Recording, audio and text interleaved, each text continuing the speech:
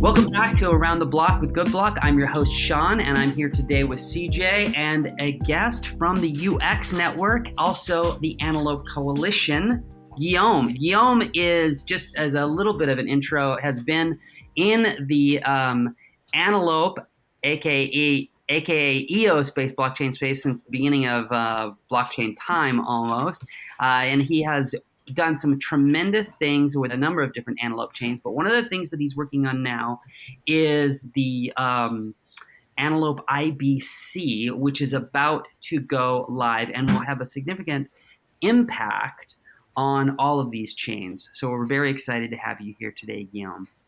Thanks for having me. Very glad to be here. Absolutely. Before we get started, if you want to see more of these videos, by the way, please click the like button, share, subscribe, and hit that notification bell so you're first to know when we've got fresh video. All right, well, let's get started. You're also the head of EOS Titan. You've seen a lot over the last few years in this space, and we're kind of coming into this new direction with the Antelope Coalition. And tell me a little bit about how you've seen those kind of relationships shift or change, what you've seen that's been good about that. Yeah, absolutely. I guess back in the day, back in 2018, when EOS was launched, that's essentially when I started working in that space. We decided to launch a block producer candidate named EOS Titan, as you mentioned. So that was our first first foray into the ecosystem. We became quite rapidly known for our kind of analytics and indicators. We started building all sorts of metrics and like tools to analyze the data that was being recorded on chain.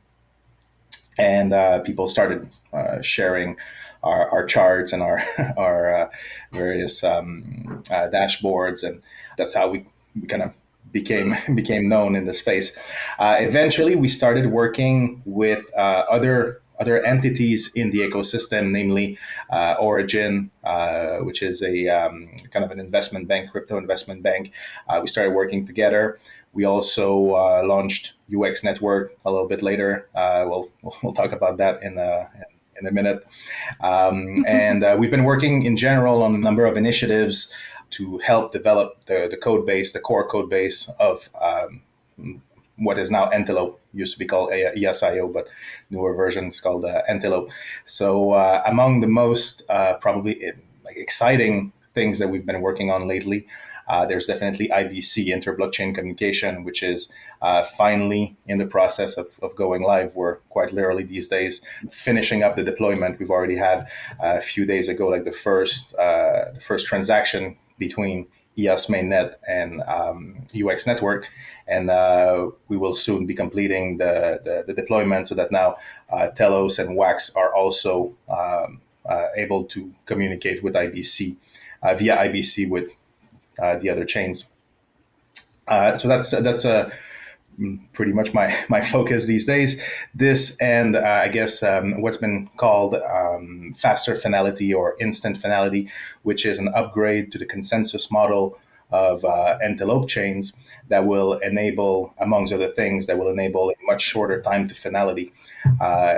Now, with this new feature, we will be able to confirm blocks as final within a few seconds, as opposed to like almost 3 minutes that it takes right now. So this is a major advancement in the technology stack that powers Antelope. That's huge. So I guess I really want to ask also a little bit more about UX's origin story, and just kind of where you came into the picture, and because even though I'm a partner, as a block producer partner on the UX network with Crypto Lions, and I know a lot about it, but I know other people don't, and I think it's a pretty special network, and it's a pretty special member of the Antelope Coalition. So I'd love to just give you a chance to just share a little bit more about that particular part of it. Yeah, absolutely. So I guess with regards to the origin of UX Network, back in the day when just a few short months after EOS mainnet launched, there was another chain that using the same software that launched that was called Warbly. And Warbly at the time had a pretty interesting value proposition where Warbly was meant to be, let's call it like a compliance friendly blockchain for applications that were targeting the financial industry.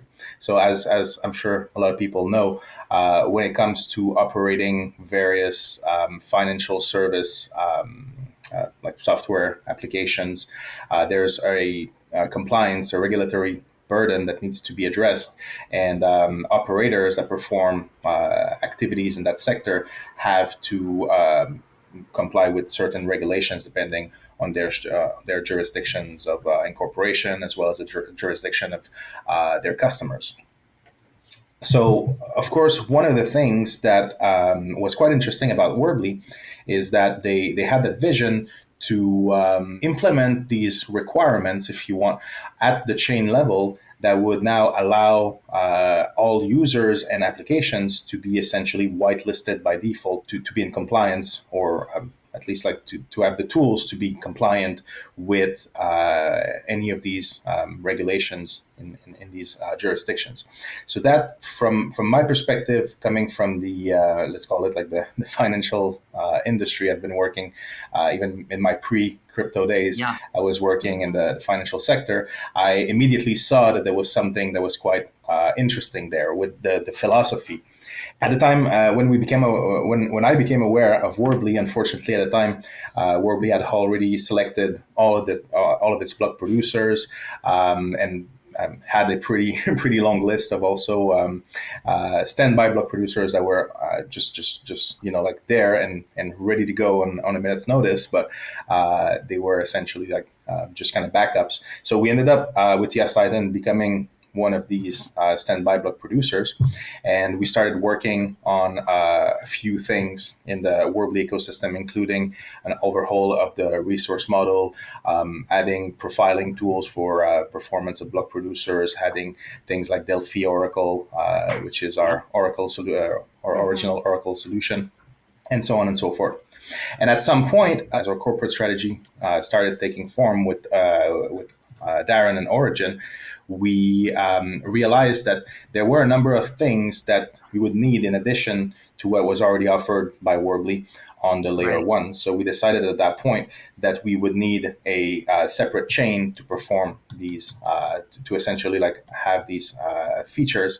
And we decided to fork and essentially like launch UX Network honoring the Warbly distribution.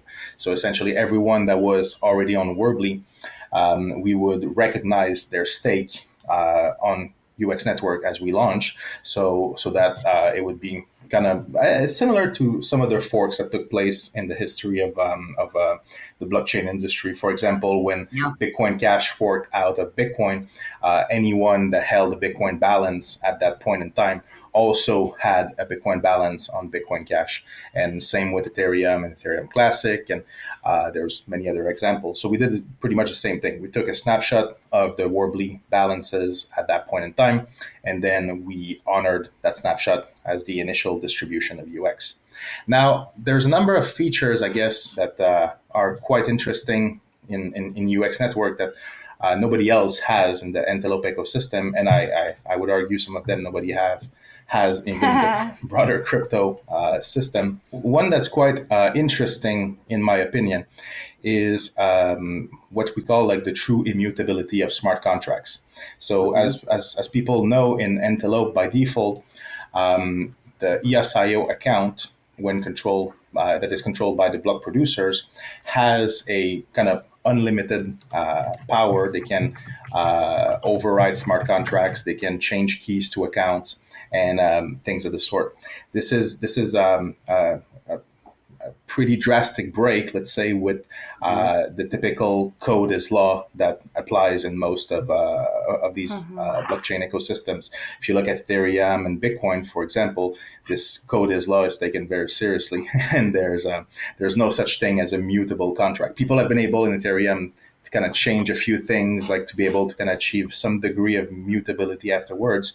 But in the ESIO/Antelope ecosystem, it's kind of a different philosophy where people assume that errors will occur and these errors will require intervention. So you should not have completely immutable smart contracts. However, I think there's some exceptions maybe to that rule. And this is what we decided to allow in UX Network, to essentially offer this hybrid approach where the owner of a smart contract can decide whether or not they want their contract or account to be completely immutable or only or mutable as per the normal rules of Antelope. What's quite interesting with that approach now is there's the option for anyone to essentially declare that a smart contract or an account is completely immutable. And then even a 2/3 plus one majority of block producers cannot change the code or change the keys to that account. So this is a feature that only UX has, as opposed to all of the other Antelope chains. Wow. So can you give us an example of what that looks like for an organization or for an individual who's operating on the UX network?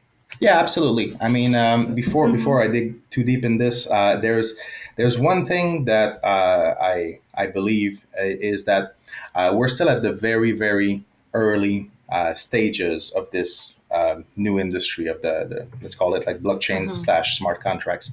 And for me, I think it's very important to experiment and to have these various features being tested out in the open in order to eventually determine what is required and what is desirable in these systems. So I'm not claiming that our features are better than others. I'm just saying that these are differentiators, and now eventually people will decide what matters to them and what they feel more comfortable using in terms of these platforms. Absolutely. And that's the beauty of what we're working on with IBC now.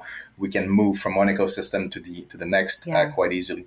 So going back to that question of immutability, now there's some contentious things that happened, let's say on EOS, for example, when in the early days where there was this arbitration forum called ECAF that was essentially essentially what ECAF was. There was the I think EOS arbitration, EOS Core Arbitration Forum. That's what ECAF stands for. And the idea was that if there was ever a dispute between a user and a smart contract operator about how a smart contract should be behaving, they could essentially lodge a complaint to ECAF, and ECAF would essentially take a decision and determine who was in the right and potentially restitute or have some sort of recourse for the user. So that was the general idea. Now in the implementation, it was not very, very clean, and it led to all sorts of, controversial events where people would get hacked, and then they would appeal to ECAF to get the hacker account frozen, and then block producers would be told you have to initiate an asset freeze on this account, and then at some point the block producers ended up freezing a legitimate exchange account and causing all sorts of problems. So ultimately, the ECAF experiment was abandoned. Yeah. And the kind of confusion around these things for us made it clear that we wanted to at least have the option of entirely removing this sort of, recourse from the toolkit of block producers.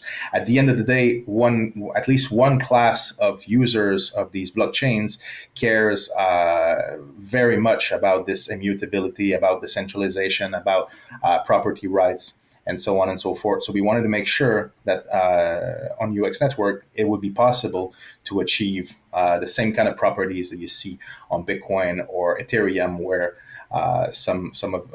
where essentially even the validators, even the miners or block producers cannot change the keys to an account or cannot take money from an account and things of the sort. So that's for us, we think that there is certainly a segment of the market that do not want this to be possible. If you're looking at blockchain as a solution to secure your property rights, you want to be in control of who has access to these funds. Ideally, nobody else but you. But you definitely want to have that very strong guarantee. Otherwise, people just won't be as confident in that. And then again, bear in mind, like as I was saying. There's also other classes of users that may want the exact opposite. They want to have this recourse. They want to have the ability to reach out to someone in case they lost their private keys, in case their computer crashed or something. They want to be able to retrieve their property. There's a wide range of different use cases that require different solutions. And for us, having the possibility to offer that wide range of solution at the base layer is the reason that led us to implement that feature.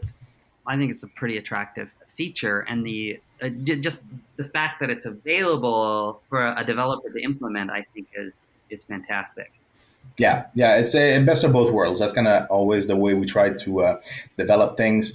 We try to make sure that we're never locking the user in a specific like paradigm. We give them the choice. If they want to have their assets completely secure, that way they have the option. And also other people have it's their prerogative if they want to interact with these people or not. So if you as a smart contract operator, you don't want to deal with any of these irreversible contracts, or if you don't want to deal with the reversible contracts, that's up to you as well. So it makes for a much more dynamic, flexible system of relationships between the different actors in the ecosystem. Oh, that's fantastic. Yeah, I love that. One thing that's clear is that the walls have been coming down. In the past, there was a lot more contention between EOS-IO-based chains, but with this shift to Antelope being across multiple chains, I have seen some really, really good things. What's been your experience working with the Antelope Coalition? It's been great so far. The coalition, I guess, came into existence last year. So around late 2021, early 2022, essentially the block producers on the EOS network ended up terminating the vesting of the Block One's token. So they were not satisfied with the progress that Block One was making on maintaining and expanding the code base. Right. So they essentially froze that vesting schedule. And around the same time, the EOS Network Foundation was created to essentially perform that role that Block One was no longer fulfilling. And around the same time, Yves, CEO of the foundation, Yves Larose, reached out to representative of other Antelope chains and asked them if they would be interested in collaborating towards the funding of the code base maintenance and further development. And a number of chains expressed interest. We started gathering on a regular basis and discuss how that collaboration might work. And eventually, 4 of them decided to move forward with that initiative, the 4 being EOS, Telos, Wax, and UX. This was essentially the beginning of the coalition that I believe was essentially announced in April or May of 2022. And representatives of each of these chains started meeting on a weekly basis to start discussing what their priorities were, what were the challenges, what they were interested in seeing developed and funded moving forward. And eventually a list of priorities was drafted. And the chains decided essentially to fund these priorities, to develop these features that everyone was looking for. Some of these features are the ones that we eventually started working on, that we started collaborating on, such as IBC and instant finality, for example. So that was the beginning, I guess, of this collaboration, and I think the fruits of this collaboration are now going to be like are going to start being harvested in the next few weeks as IBC goes live, and other teams have also been funded and working on other very interesting things that will come to fruition next weeks/months. It's really exciting. Yeah, That's fantastic. Yeah, I love seeing the walls come down. I love seeing the the collaboration and the opportunities really that have been created.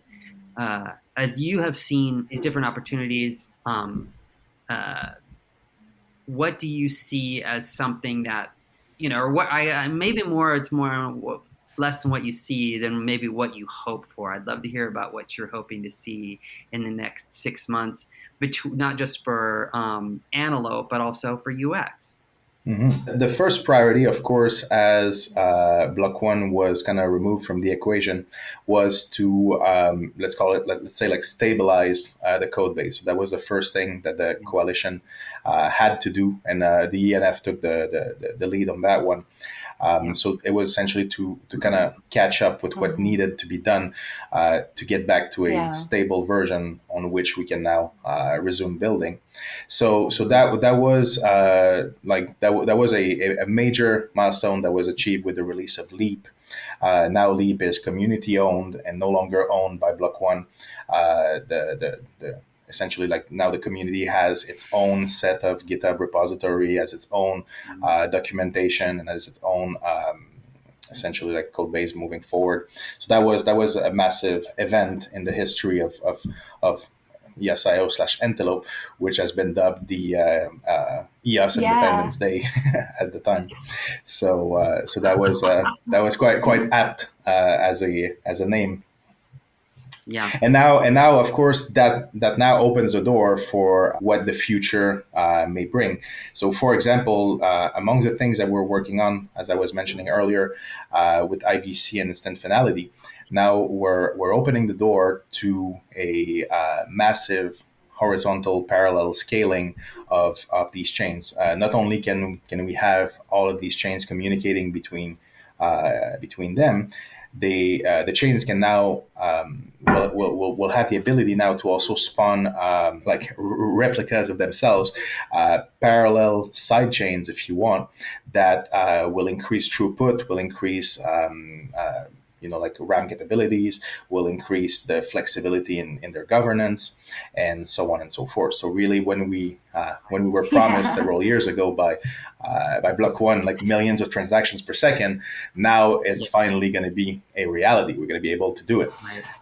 So that's quite major, and we also have kind of we're kind of in a very good situation in the Antelope ecosystem, because at the time when Block One raised all that money, they ended up being one of the most well-funded teams in the ecosystem, and they did produce software of very, very high quality when EOS was released, and still to this day, it is very, very solid code base compared to pretty much everything else out there. And the fact that this code base also has been thoroughly tested, like battle tested in production in the real world for several years now, makes it a very, very compelling choice when it comes to proper engineering of any blockchain or smart contract solution.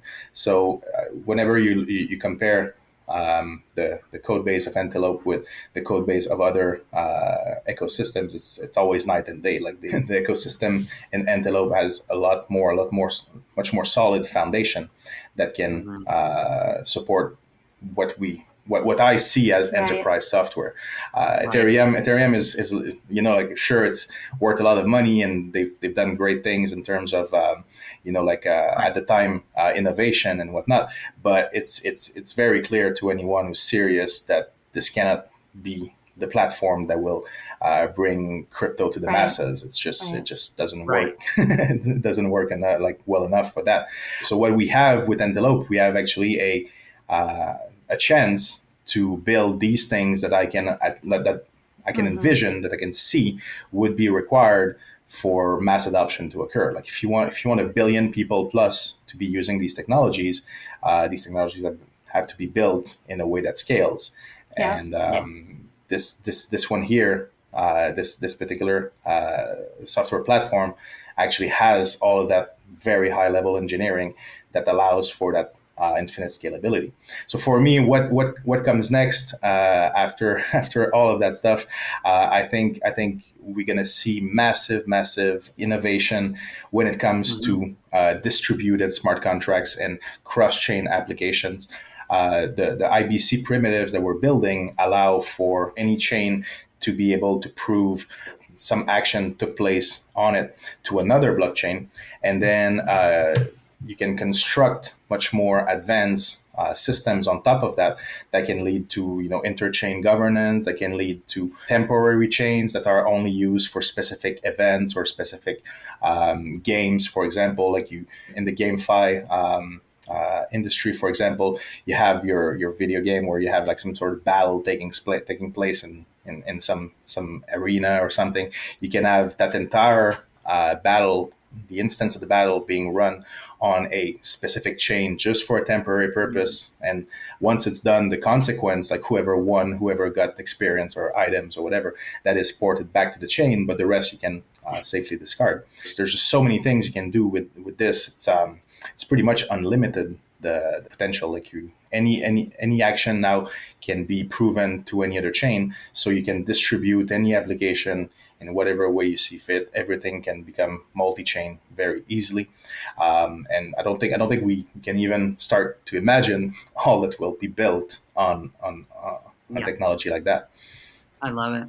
I think that's fantastic, and I think that's a great future. I just wanted to jump in and say that, all those years ago, we're very close up on my, I don't know, was it 4 years ago that did it? Oh my gosh, it's 2023. That I got involved with EOS when our friend Leah Peterson invited us into that.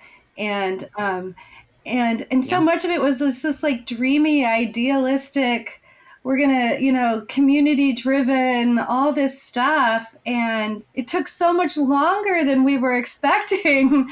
But in the end, I think it's so cool that it actually came back to the community, and all these people who started all these different chains for different reasons and different purposes have come back together and are working to maintain the software and really build out everything that was promised. It's so cool. And it's really great to have you here and to get to hear about what you've been doing. It's like our paths diverged at the beginning and maybe slightly overlapped because I worked for Warbly for a couple of months just before it went and became UX. And came in to do some project management, and then things really shifted, and I was like, okay, I'm going. But and then I came back to Telos. So yeah. No, but I think that's one of the biggest achievements of the coalition. Before, everyone was working in their own corner, barely interacting with each other.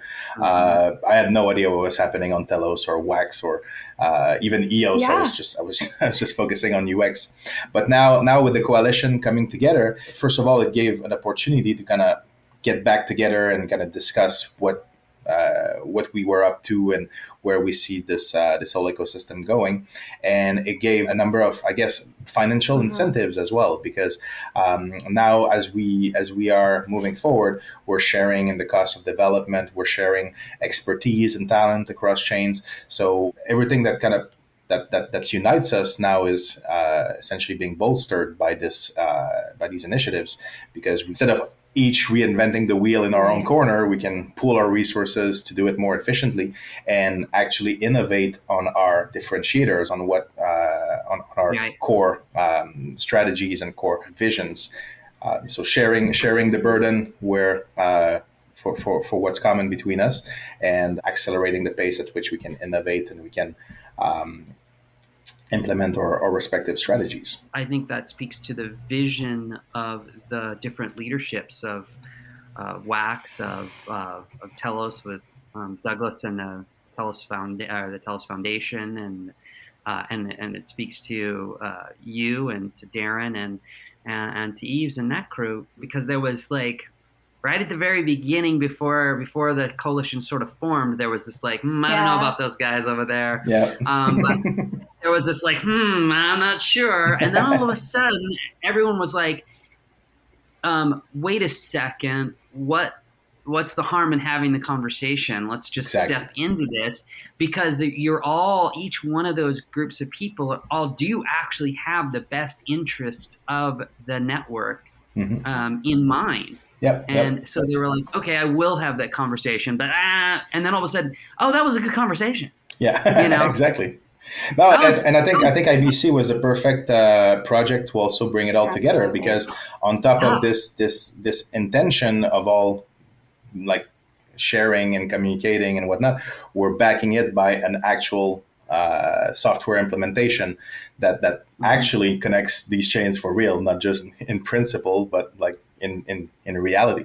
So, and I love the fact that the UX is the one that ended up doing a lot of the lion's share of the work in that build and making it a reality, because it really in a way was this lesser known sort of we're the youngest, we're the smallest, we're the exactly. For me, it was big because I love UX and because I'm over there, but I'm across all these different networks and in all these different spaces, and so it was really, really cool to be able to go, man, that is awesome, for people to recognize. That's some real talent and vision to see how to see how that came together. And I remember seeing your guys' proposal and going, it's really solid, super awesome.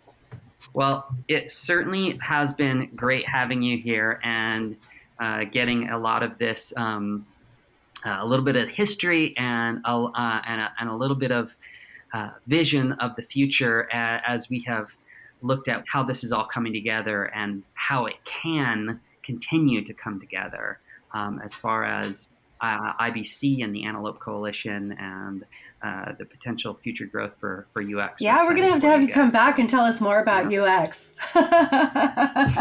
Absolutely. Thank you so much for being here. Yeah. Thanks for having me, guys. That was great. Well, that brings us to the end of today's episode. If you want to learn more about the Web3 world, check us out wherever you listen to your podcast. And don't forget to like, share, subscribe, and hit the notification button. And we'll see you guys next time.